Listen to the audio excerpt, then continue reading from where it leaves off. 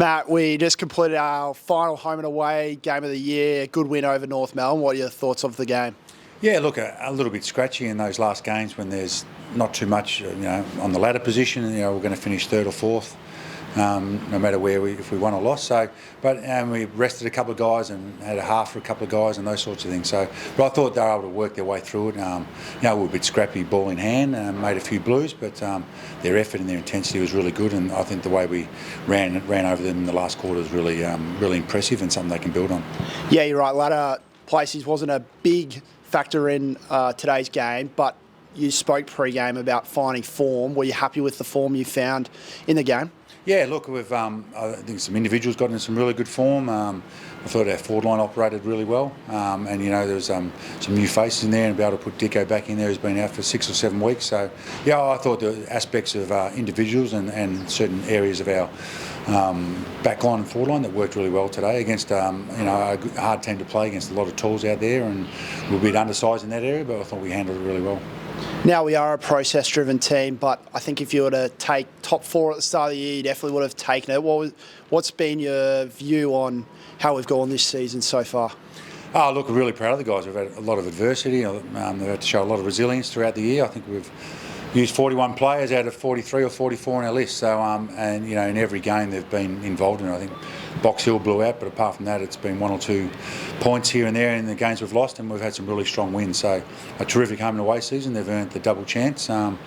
We'll rest and recuperate now and watch the games tomorrow and see who we're going to play, and then prepare 2 weeks to head down to Melbourne for our first final. So we're really proud of the effort that they've done throughout the home and away season. Yeah, I want to expand a bit on the 41 players. How important is it to have depth in your strength of squad?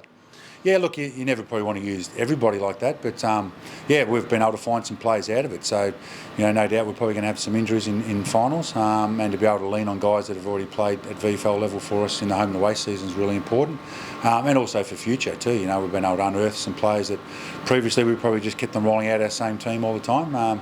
So we've been able to make sure our list is really competitive and a really strong VFL list, which is important if you want to go really deep in finals. Are you pleased as well with the performance you're getting out of the leaders as well?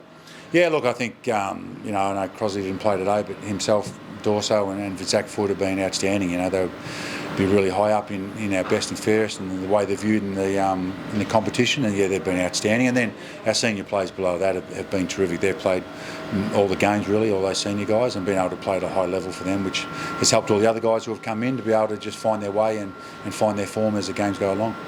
Yeah, when we're recording this interview, we don't know who we're going to be playing in the first week of the final. But the next 2 weeks, what will that look like from a process point of view? Oh, look, just, we'll get to work on training, but, we can't get too much fitter. It'll be about rest and recovery this week to a large extent. We'll start to focus on who we're playing come Tuesday and Thursday, and then obviously after next weekend we'll really get stuck into our training and how we're going to play, and focus a lot on ourselves, but a little bit on the opposite, but just making sure we're as prepared as we could be, and take advantage of the weekend off this week to sit back and make sure our squad's as healthy as it can be. And a message to our fans: we've had increased support this year. What's your message to the fans, our last home and away game of the year at home?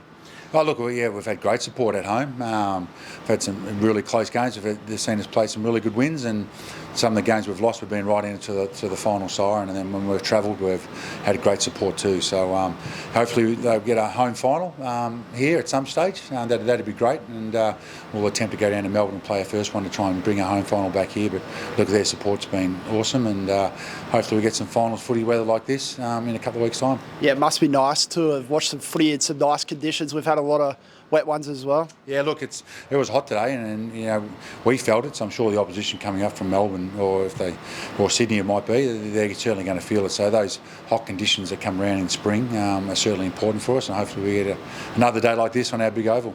Now, fun question to finish. Snoop Dogg is performing at the AFL Grand Final. Are you a Snoop Dogg fan? I wouldn't say I'm a fan, but I do like his music, and I love how he's well known around the world, and he's somebody that's younger than some of the old rock bands they've had out there, so I think the crowd will love it, and I know the youth will certainly love him.